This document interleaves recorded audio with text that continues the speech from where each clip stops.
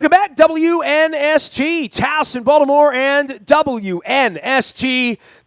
You know, so many things going on in the sports world right now with the Ravens and free agency and, of course, baseball getting ready to bloom here in Baltimore in just over a week. And, of course, the Caps and the Wizards chasing championships. But you know what?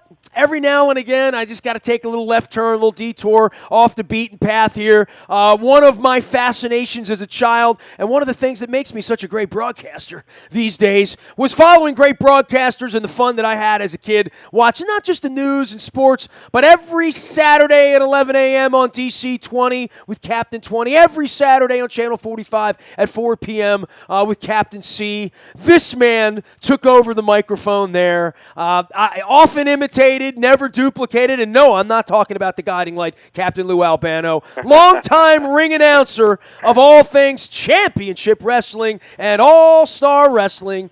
Back on our airwaves, and here in Baltimore on Saturday night, we welcome the one, the only, Gary Michael Capetta. What's going on, Gary? Thank you so much. How are you doing? How was that, dude? I could do the whole thing, and I will once I have another cup of coffee here, but do people come up to you and imitate you in front of you? Is that like part of being you? I probably is, right?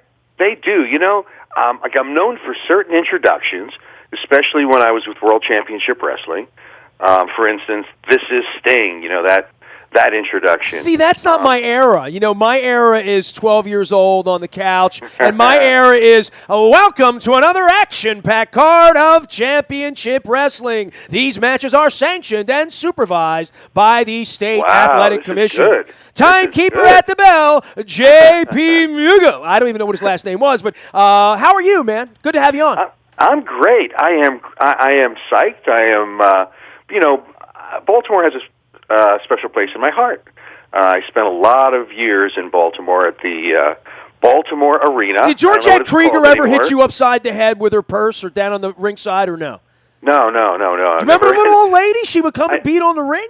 I never got hit by a fan. I got hit by a lot of different wrestlers. She was 85 years. I mean, yeah, you were always part of the act, man. When I did Google you and YouTube you, not that I need to sit here and talk about the heart punch of Stan the Man Stasiak or talk about Nikolai Volkov and the Russian national anthem, but we will leave the politics out of this. I remember everything about that. Isn't it funny, 40 years? I can't remember what I did 40 minutes ago, but 40 years ago, I remember everything. Yeah, because when you're a kid, you just soak up everything that you see and everything that you hear.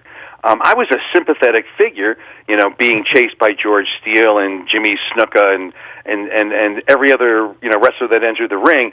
So the fans, like they had a special connection with me because they were feeling what I was feeling. And when I had started, I was absolutely terrified of some of these guys because I had no idea what was real and what wasn't. Well, I mean, I don't think George came to you before the match and said, I'm just going to chase you around, look terrified. I think part of the circus and part of the carny and part of the whole magic of it was, I don't know that everything was truly scripted in that way. I have a feeling some guys did some shoot things to you to get a real reaction out of you, and I think you played the part. But I mean, were you always in on it or never in on it? Never in on it. I just reacted naturally. You know, I would think to myself, what? Because I'm not a wrestler, I'm not an athlete, I'm a broadcaster. So I would just remember what I was feeling and what I was observing when I was a fan in the third row, and like, how would he react? And of course, that's how I reacted. I was a second banana.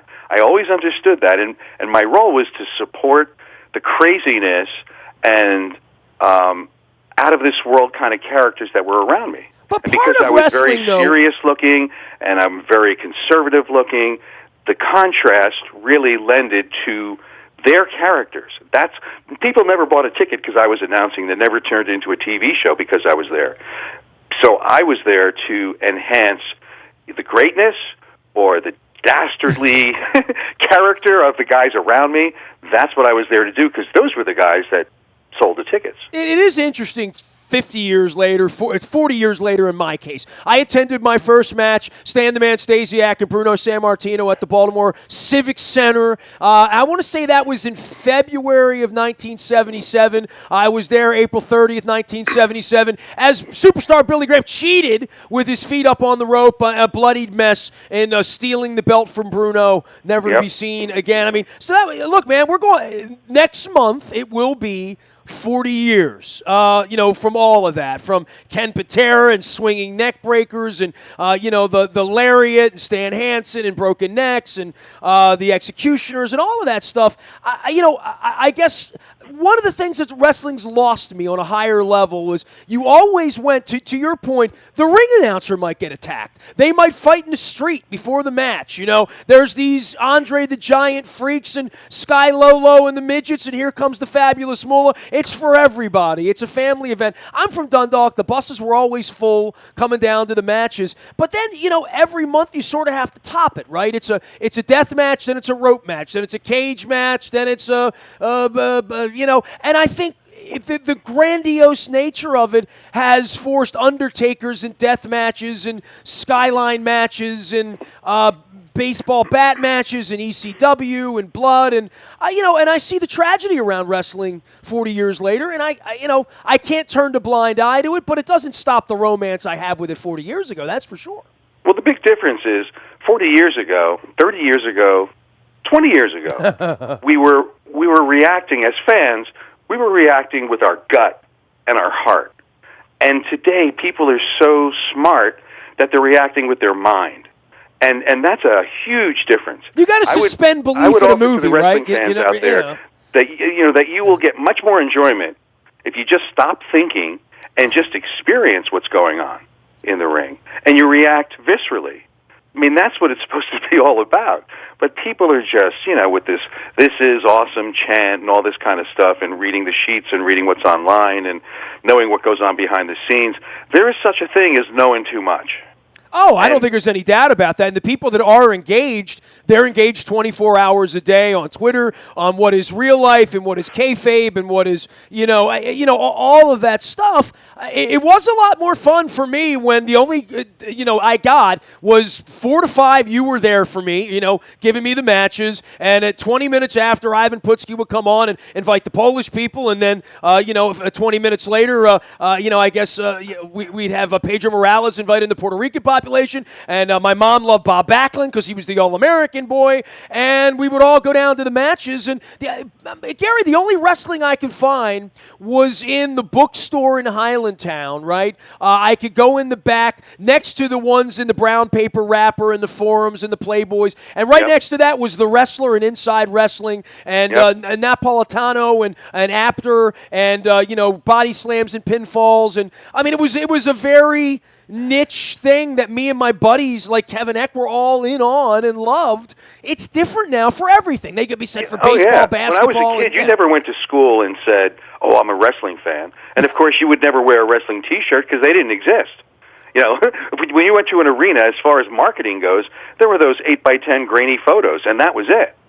So, I mean, it was just a whole different world. And I would submit to you that it's a lot more difficult for a performer, for a wrestler today, than it was back then, just because everybody just knows too damn much. Gary Michael Capetta joins us. You can follow him out on Twitter at Gary Capetta. That's 2 P's, 2 T's.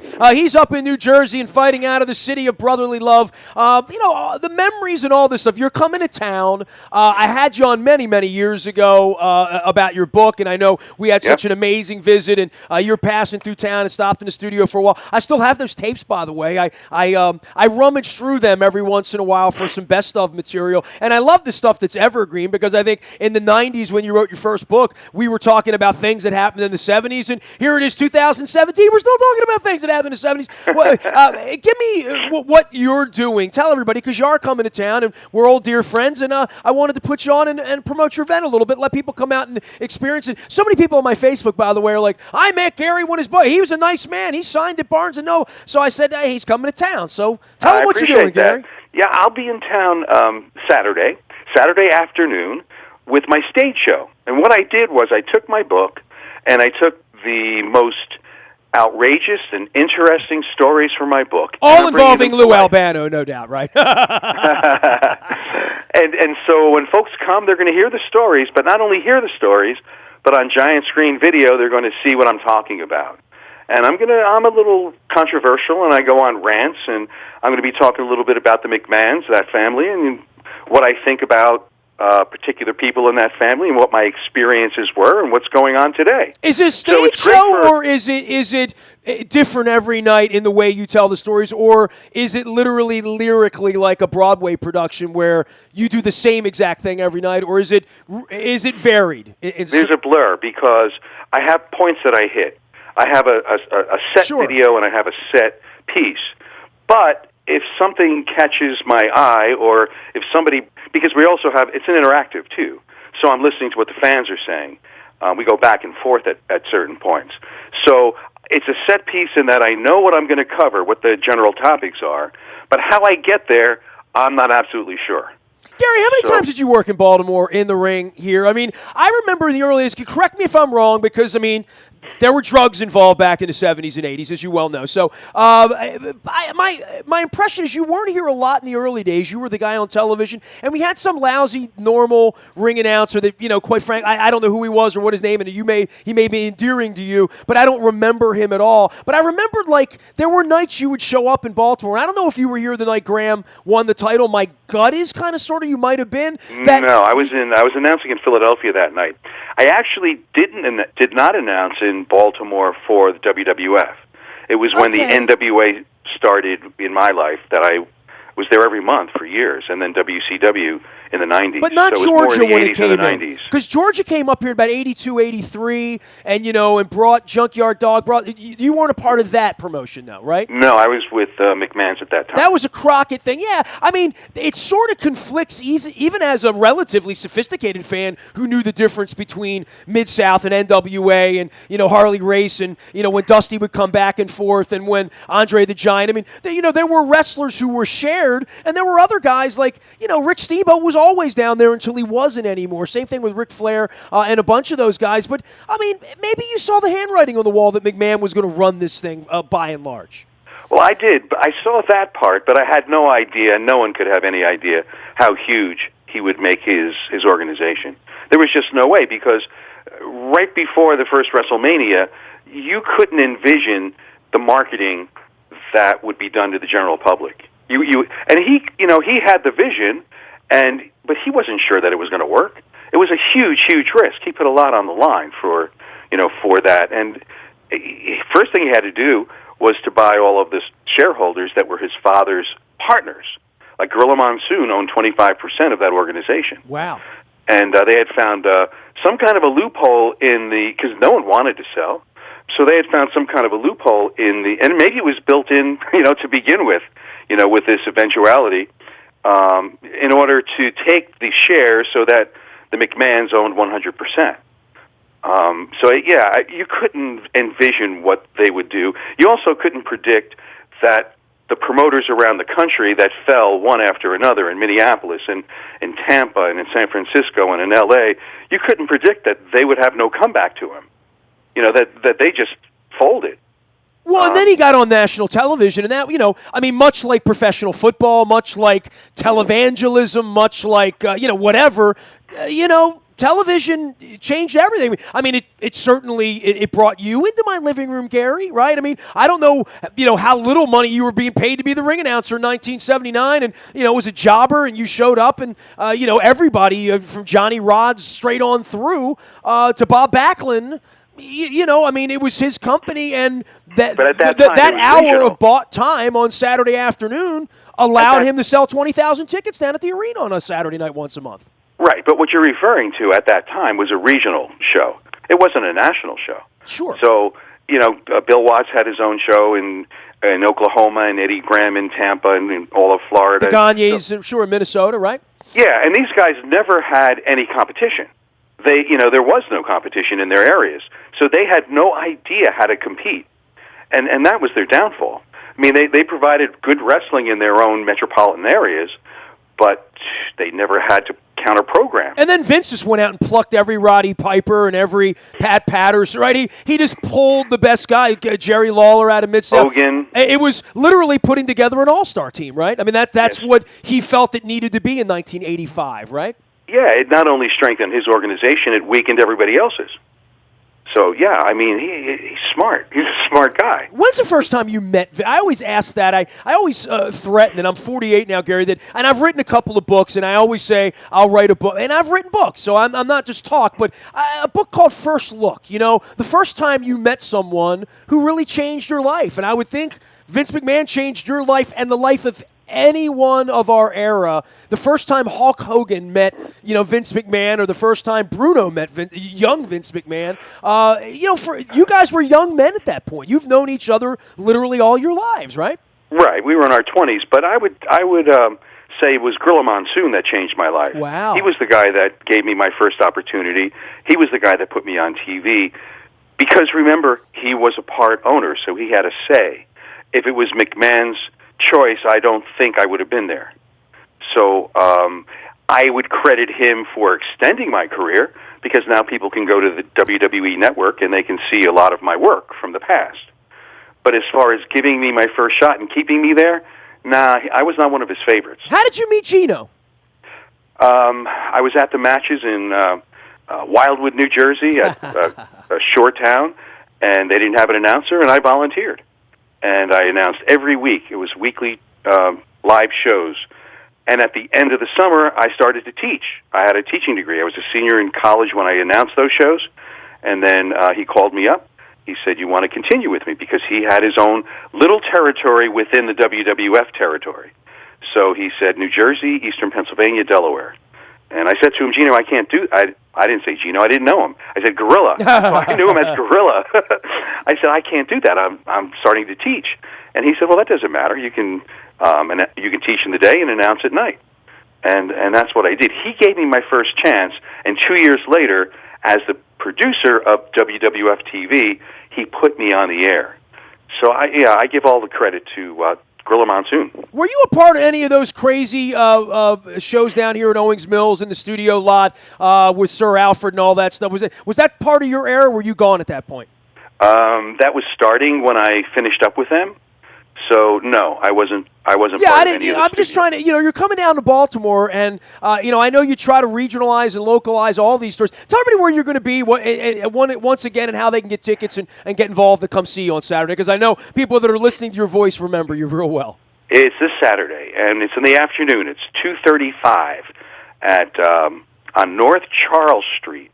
It's called Beyond Body Slams. So it's Body Slams is my book. We go beyond Body Slams.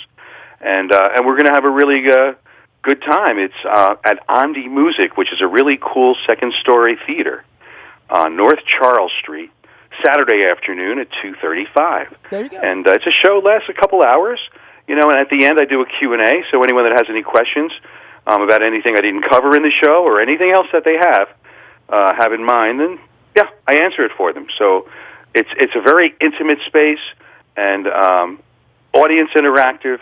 And we're going to celebrate being wrestling fans. We're not going to hide it anymore. We're going to celebrate it. One book for you or two? How many have you written? I self-published my original Body Slams. Right. And then when it was picked up by ECW Press, I added chapters to it. So I don't have that versions. copy. I have the first. I have the original from many moons ago, from when you stopped in the studio. So that's why I got confused, because I Googled it and saw two different things. Yeah. So we'll have to get you the new copy.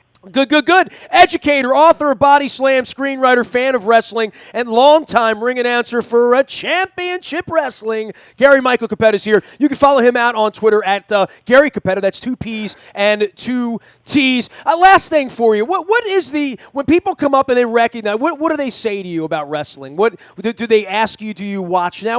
What's the most? What you said? Do you take questions? What's the question that always gets asked of you? Well, the first thing they always say to me is, "You're the voice of my childhood." I always told you that, too. They always go back. They always go back there. They want to know what I think about today's scene. And I spend a lot of my time investing in indie wrestling, independent wrestling today, because a person that's in my position who has the experience and the insight that I have, if I truly love pro wrestling, which I do, it's my responsibility to invest in the people that are, in the young men and women, the young athletes that are coming up. So I spend time at training camps. I interact with young wrestlers online on my Facebook page mostly, which is GMC number 4 Real, GMC for Real at Facebook. So I do a lot of giving back. I do guest ring announce appearances at times. It just depends, but that's what I think my role is right now, is giving back for the health of the future of the business. But you were always a teacher, right? I mean, so like you had a gig, all along, right? Yeah.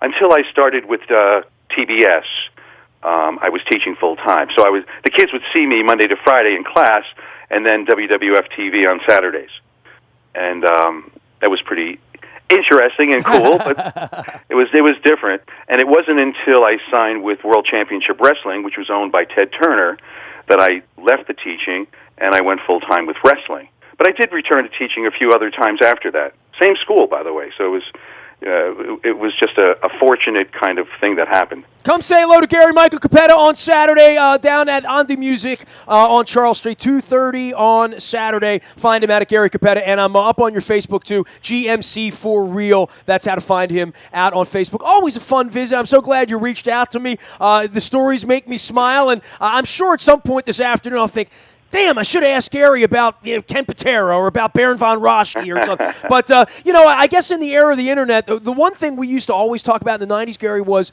where's Stan Stasiak? Is he alive? Is he dead? We would always ask those questions. The Internet kind of like takes away a little bit of that. I mean, Kevin Eck would sit around, for hours at a time on our airwaves and take phone calls about, what Chief Jay Strongbow was up to or whatever. A little bit of that has been taken away, and I know the movies and with age and lawsuits and huge lawsuits and Hulk Hogan and all that stuff. Not all the wrestling news is good, but I still see so many people that watch every Monday night that are still their children. They go down to the arena. They're involved in it. I'm glad that you're still involved in coming back and taking care of the old timers like me that remember the good old days. Nestor, I can tell by your enthusiasm that you need a wrestling fix. You need to get down to the show Saturday. You have my 100% invitation as my guest. Come on down, and any questions you didn't remember, you can ask there. All right. Or I may throw them out on the Internet because I'm going to be in Phoenix, unfortunately, where it's going to be 82 and sunny watching baseball. I'm actually going to the NFL owners' meetings. But, Gary, love you. Appreciate the time. Thanps for reaching out. It's always great to have you on, man. Thank you, sir. I always appreciate it. Always welcome here. Gary Michael Capetta, one of the voices of my youth, and WWW. That was 3 Fs, or 3 Ws before they got the F out. A lot of W's and E's and F's going on there in the world of Vince McMahon. Go see him on Saturday. You can find me out in the Buy a Toyota Audio Vault 24 hours a day from anywhere in the world on your mobile device by downloading the TuneIn Radio app. We do come in crystal clear. Morning newspaper comes every morning to your email inbox, even if you don't want it. Sometimes the headlines aren't good. It's all brought to you by Planet Fitness and PlanetFitness.com. But there's no fake news. I promise that. It's real news, not fake news.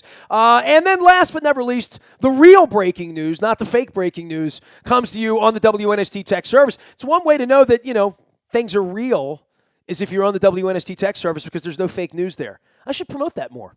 I'm going to tell Dennis about that. He'll be here every Thursday from 3 until 5 on the SSV on WNST. And, of course, Coons Ford sponsors our WNST Tech Service.